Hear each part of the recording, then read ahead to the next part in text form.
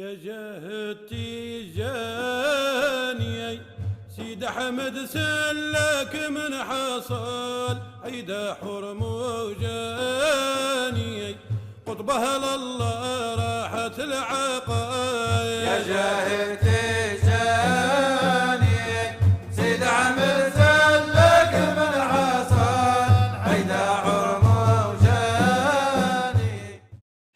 Benvenuti a tutti e a tutte a questa quarta puntata, a questo incontro del nostro piccolo viaggio di scoperta dell'Islam per la serie dei programmi che curano gli amici della CLI di Bergamo, molte fedi sotto lo stesso cielo, quindi grazie a chi organizza tutta questa cosa, quindi Daniele, Camilla, gli altri amici delle ACLI di Bergamo e poi il gruppo che è venuto qua a Montesole per fare questa registrazione, c'è Beppe, c'è Martino, c'è Giuditta e complimenti per questa attività. Siamo a Montesole sulle montagne, sull'Appennino bolognese, siamo al monastero dei fratelli della piccola famiglia dell'Annunziata, la comunità di preghiera e di studio, di confronto con la storia che è stata fondata a metà degli anni 50 da Giuseppe Dossetti ed un altro gruppo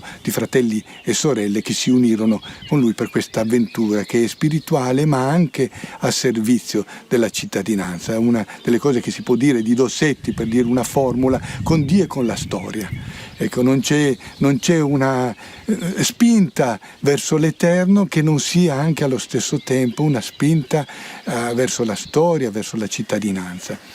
E mi piace molto anche, voglio dire, il titolo che avete dato al vostro programma, molto fedi sotto lo stesso cielo, perché ogni fede, questo è un po', non di tutte devo dire, perché all'Oriente è un po' diverso, ma se prendiamo l'area monoteistica si può dire che una caratteristica un po' della fede religiosa è quella di pensarsi in modo assoluto, di afferrare una verità assoluta e quindi di immaginare che poi la vita eterna, se c'è, se un Dio c'è, veramente funzioni secondo i dogmi, i principi della propria fede. Questo è naturale, quindi è logico che il cristiano pensi la vita eterna secondo quello che è stato rivelato da Gesù, e il musulmano dica altrettanto quanto a lui ne ha il diritto, il buddista magari invece la pensa in un modo diverso, no?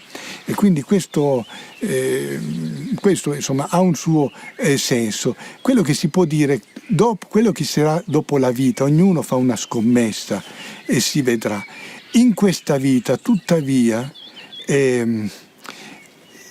la vita si è costruita in un modo per cui sotto il cielo ci sono tante fedi. Si può pensare che la verità assoluta si manifesterà e sarà una, ma sotto questo cielo le fedi sono tante e quindi bisogna riuscire a farle convivere.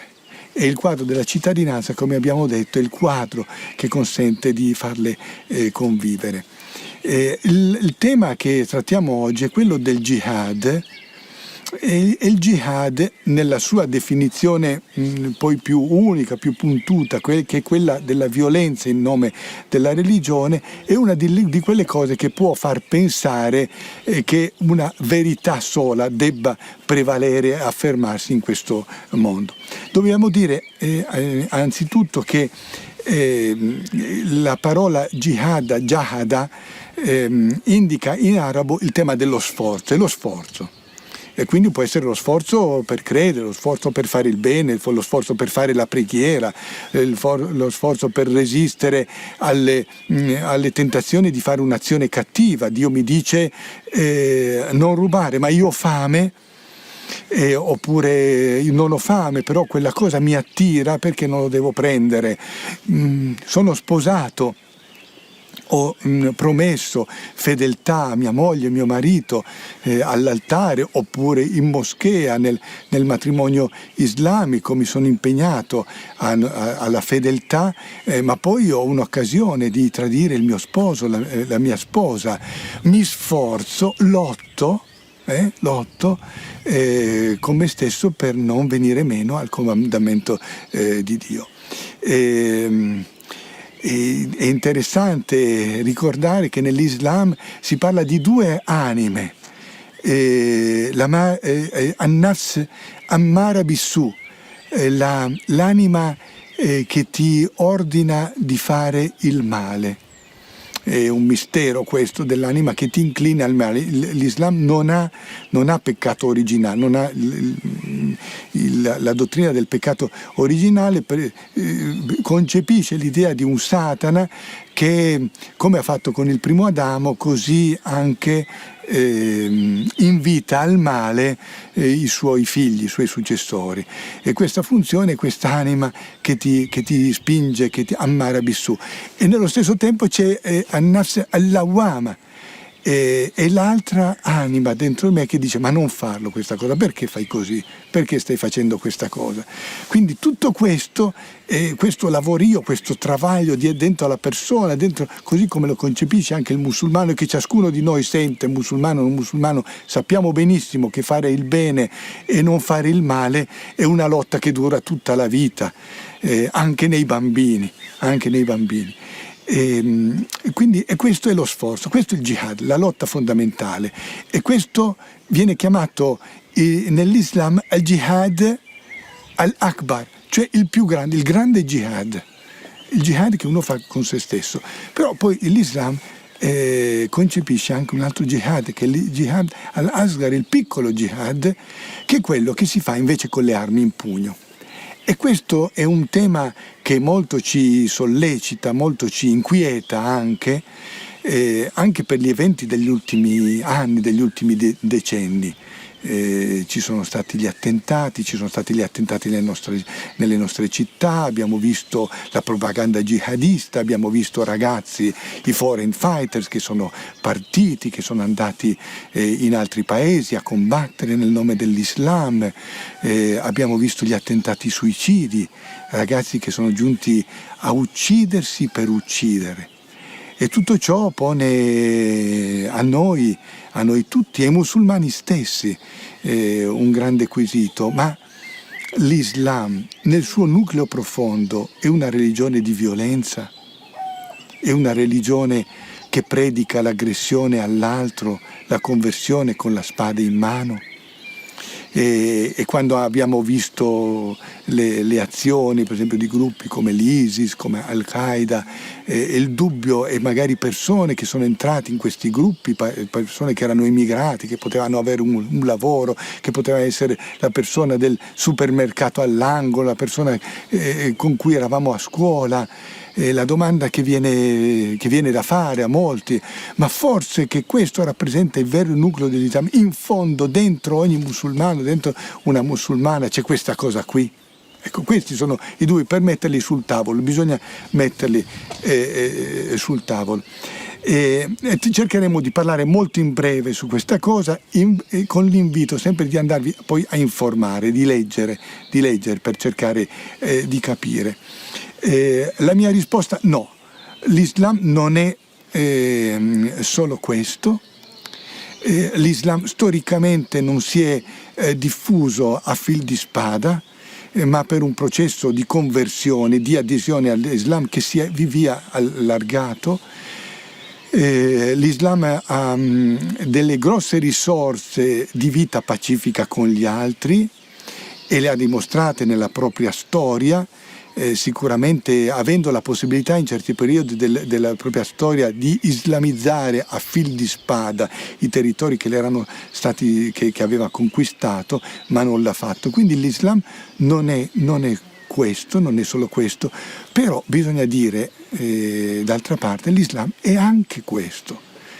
Perché noi troviamo negli esordi dell'Islam un'attività di conquista di territori che è estranea, per esempio, agli esordi del cristianesimo. Noi sappiamo dai Vangeli, no? Gesù davanti a Pilato, affermazioni che sono fondamentali per l'identità cristiana: tu sei re. La risposta di Gesù a Pilato è quella che il mio regno non è di questo mondo. se il mio regno fosse di questo mondo, i miei servi avrebbero combattuto perché non ti fossi consegnato, ma il mio regno non è di questo mondo. Questa affermazione di Gesù di fronte al procuratore romano, rappresentante dell'impero, è fondamentale per la costruzione dell'identità cristiana, e la prova è che nei primordi del cristianesimo, nel primo esordio del cristianesimo, non c'è un movimento di conquista di territori da parte dei cristiani. Non ci sono degli atti di ribellione dei cristiani. Pietro si mette in armi, Giacomo, Giovanni. No, erano gruppi di evangelizzatori che costituivano delle comunità, nelle città, che vivevano in mezzo ai pagani, alle altre religioni, e chiedevano nient'altro che poter esercitare i propri culti in pace. Dopo i secoli, la svolta costantiniana, la religione cristiana diventa una religione di Stato, una religione di potere, una religione che ha gli eserciti e che li usa. Quindi questo era solo per dire che nelle origini del cristianesimo non c'è un approccio di tipo bellico, militare, conquistatore. Questo invece si trova nell'Islam. E cioè noi troviamo fin dagli inizi lo stesso Muhammad è allo stesso tempo un arbitro, un profeta, secondo l'Islam, ma anche un capo di militare. E quindi questa cosa è negli esordi dell'Islam. E quindi c'è nell'Islam, la possiamo riconoscere nei suoi testi sacri, c'è un'ambivalenza. E quindi nello stesso Corano ci sono versetti che invitano assolutamente alla pace, non c'è costrizione nella religione. Voi avete la vostra religione, io ho la mia religione, però ci sono versetti come il versetto della spada, nella Sura 9, il versetto 5, che si invita al combattimento. E quindi questo è una presenza di un elemento. Allora, come si risolve il problema? Il problema è quello di un dibattito all'interno delle correnti dell'Islam e dell'universo islamico sul tema dell'uso della violenza. E quindi è un dibattito reale, di correnti reali, non fittizio. Non si può dire che Al-Qaeda o l'ISIS, per dire i nomi, fare nome e cognome, o Boko Haram sono l'Islam, tutto l'Islam, ma sicuramente hanno delle basi ideologiche che sono rinvenibili nell'Islam. Quindi quali sono i problemi? Io ve li enuncio brevemente in questo nostro incontro. Anzitutto c'è un problema di inquadramento del jihad nella cronologia coranica, in particolare lo sviluppo che si può rilevare tra i circa 12 anni del periodo di predicazione svolto da Muhammad alla Mecca secondo l'impostazione tradizionale, alla testa di un piccolo gruppo di seguaci in condizione di assoluta minorità, inermi e indifesi. Nel momento non si poteva far niente a nessuno. I circa 10 anni trascorsi a Medina, dove la comunità islamica si struttura e si dota, tra altre cose, di una capacità militare. Data la natura di legge del Corano, la fonte di legge, c'è da comprendere la portata normativa di questo sviluppo, cioè se le posizioni, diciamo così, pacifiste, tra virgolette, no? E quindi antiviolenza, e assolutamente liberali, no? In senso religioso, di certe sure, come si compongono da affermazioni invece più belligeranti di altre sure. E queste contraddizioni, tra virgolette, apparenti o indicazioni diverse, portano a chiedere quali versetti danno la norma al musulmano. Questo è il problema. Se il testo del Corano è anche un testo di diritto che offre delle norme, delle indicazioni da seguire, qual è il versetto al quale io mi devo attenere? Il caso classico è la Sura 9, il versetto 5, che è il versetto del combattimento. passato il tempo della Hudna, della tregua, inizia il combattimento contro i politeisti. Allora, per esempio, un tafsir, una esposizione dei contenuti del Corano come il Jalalain, che è nelle case di tutti fino ad oggi di tutti i musulmani, richiama ben 6 volte il potere abrogante di questo versetto, cioè il versetto del combattimento avrebbe un potere abrogante del valore normativo dei versetti che invece invitano alla convivenza pacifica. Ovviamente questi sono dei problemi che, come vedete, è un problema di rapporto con il testo, ma queste tensioni all'interno del testo sacro le troviamo in tutti i testi sacri, lo troviamo anche all'interno della Bibbia. Noi cristiani, quelli che tra noi sono cristiani e che hanno l'Antico Testamento, come leggono il libro di Giosuè, per esempio, che è la guerra santa, la conquista della Palestina con la spada in mano, la presa di Ai, stermini terribili delle popolazioni, almeno così descritte. Poi dicono gli esegeti, in realtà, e anche gli archeologi, non si è mai realizzato quella cosa sulla carta, ma sono scritte. Quindi la violenza che noi troviamo descritta in tanti passi del Nuovo Testamento, come li accordiamo con i passi del Vangelo dove Gesù dice rimetti la spada nel fodero, ma ancora con i testi dell'Apocalisse, dove sono testi che grondano di sangue da un capo all'altro, di grandi stermini. Ecco, quindi l'interpretazione e la comprensione del testo è decisiva per la dottrina del jihad. E ancora, per darvi nota del dibattito interno all'Islam odierno sul tema del jihad, si distingue un jihad di difesa nel quale i musulmani si difendono da un'aggressione, e quindi per esempio siamo in un paese X, l'Iraq, l'Egitto, l'Arabia Saudita, siamo invasi, ci difendiamo, no? Un diritto alla difesa. E un jihad invece che di offesa, di attacco, quando sono i musulmani a prendere l'iniziativa bellica. E poi ancora un punto molto importante del dibattito odierno sul jihad è il rapporto tra jihad e missione religiosa, cioè tra uso delle armi e proselitismo religioso.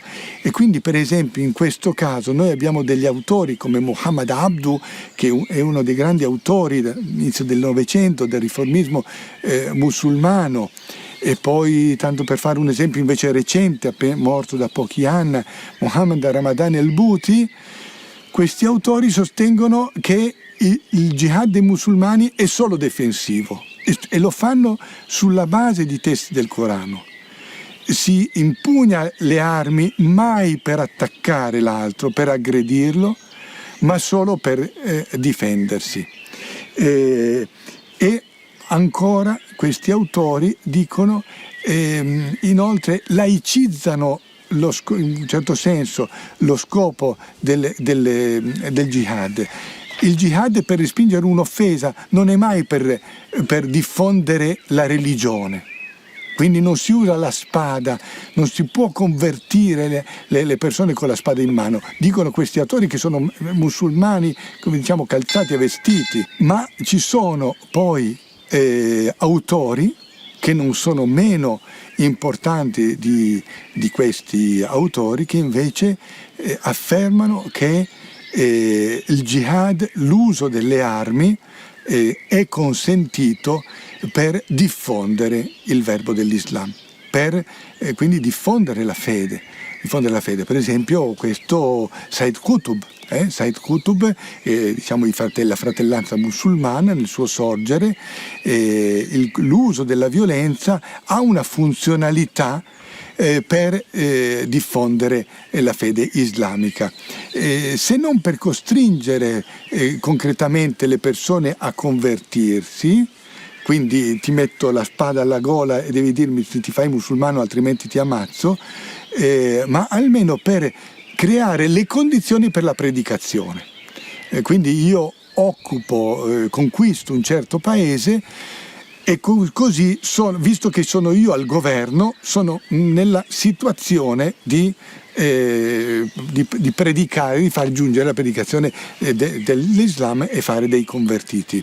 E questi non sono meno musulmani dei primi, non si può negare l'esistenza degli altri, ma non si può neanche negare l'esistenza di questo. Poi un altro punto di dibattito molto importante per capire il discorso sul jihad è quello della distinzione, diciamolo in arabo, tra fard ain e fard kifaya. Fard ain in arabo vuol dire un obbligo individuale che pende su tutti, come la preghiera. Tutti sono tenuti, obbligati a pregare nell'Islam. Uno può dire no, io non prego perché prega mio padre o mia madre, oppure ho delegato Tizio, Caio, Sempronio a pregare al posto mio. Ti dico no caro, è un obbligo che pende su di te e se non lo fai sei passibile di sanzione. L'altro è il fard kifaya, cioè dove una parte fa al posto di tutti. Sembra una cosa molto astratta, però vi faccio pensare, vi invito a pensare questo. Nel secondo caso, kifaya, sono i soldati dell'esercito, c'è una circoscrizione militare, sappiamo che quelle persone sono state assoldate, sono state chiamate alle armi sotto un generale che è ben visibili per fare il jihad. E l'altro Ain, che è quello poi dei gruppi, che è predicato dai gruppi terroristici, dove dicono che ogni musulmano è chiamato alle armi. E questo rende le cose molto più problematiche, perché abbiamo il mio vicino di casa, l'amico che ha il supermercato all'angolo, il mio compagno di università, con il quale ho convissuto fino a ieri e che so che si sta preparando per medicina, oppure sta costruendo una casa, oppure fa il muratore, improvvisamente, raggiunto dal richiamo del jihad di questo tipo estremista, è diventato un soldato dell'esercito dell'Islam. E quindi questo è molto problematico. E in questo senso un altro punto del jihad molto discusso è chi è che ha il diritto a comandarlo e dirigerlo. Allora la corrente garantista dell'Islam dice il jihad può essere solo comandato dall'emiro, cioè dal capo dello Stato, ed essere eseguito dall'esercito. E quindi chiaramente ristretto a un certo numero di persone, mentre invece la posizione, chiamo così, movimentista, è quella che ha mosso l'Islam, quello che fa paura, l'Islam terrorista, che predica il terrorista, dice no, che il capo della cellula ha il diritto a proclamare lo stato di jihad e tutti i suoi adepti, dovunque si trovano, sono in stato di combattimento. E quindi le famose cellule terroristiche. Questo è per dare l'idea di un dibattito reale presente all'interno dell'Islam, dove c'è una dottrina garantista che lo circoscrive a un atto di difesa, che lo fa un'azione dello Stato sotto il controllo di capi militari ben individuabili, con un esercito che è stato chiamato alle armi per questo motivo, e invece chi ne fa un obbligo che raggiunge tutti i musulmani che vi aderiscono, che è gestito dai capi dei gruppi militari senza nessun riconoscimento statale e che si può esercitare in qualsiasi punto del territorio. In questo senso, per esempio, per farvi un esempio che è lampante, l'attacco alle due torri del 2011, settembre del 2001, da parte di Al-Qaeda, i teorici di questo jihad l'hanno propugnato come atto di difesa. come atto di difesa, cioè si va a attaccare il nemico là dove si trova. E inoltre questo tipo di jihad rende possibile l'attacco anche contro i civili, mentre la corrente, diciamo, garantista, ufficiale, statale afferma che i civili non possono essere mai essere oggetto di azione militare. Questa corrente, chiamiamola così, movimentista invece del jihad di attacco, slegato da un controllo statale, afferma che gli stessi civili possono essere obiettivo dell'azione militare. Un ultimo punto che tratto per il tempo che ci rimane, abbiamo ancora qualche minuto, è il punto estremo del jihad, quello che fa paura a livello estremo, e le persone che commettono un atto suicidiario come atto di combattimento. E il ragazzo che si fa esplodere in un supermercato, in un aeroporto, che uccide per essere ucciso. E questo è un tema che è stato di grande tensione all'interno dell'Islam, perché come abbiamo detto la volta scorsa trattando dell'etica, l'Islam afferma che la vita è un dono di Dio, tu la gestisci ma non è tua proprietà, quindi in questo senso condannano l'eutanasia.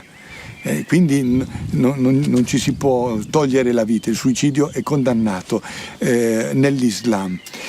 Allora anche il fatto di uccidersi per uccidere altri sarebbe condannato, e anche qui l'Islam, diciamo, chiamiamolo la linea ufficiale, il trend, diciamo, statale, la mainstream, chiamiamola così, la mainstream dell'Islam afferma che non è possibile questo, e tuttavia c'è una linea invece che la consente, e che è quella che ha fondato la possibilità dell'atto suicidio.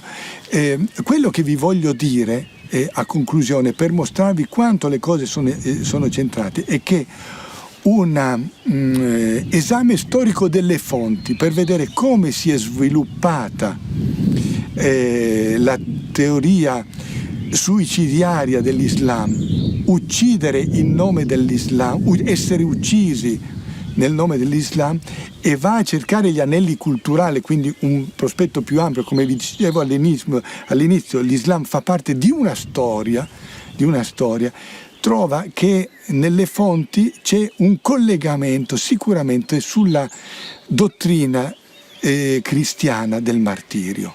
E cioè c'è uno sviluppo all'interno del cristianesimo, a partire da Ignazio di Antiochia, di cui io porto indegnamente il nome di professione, a San Cipriano.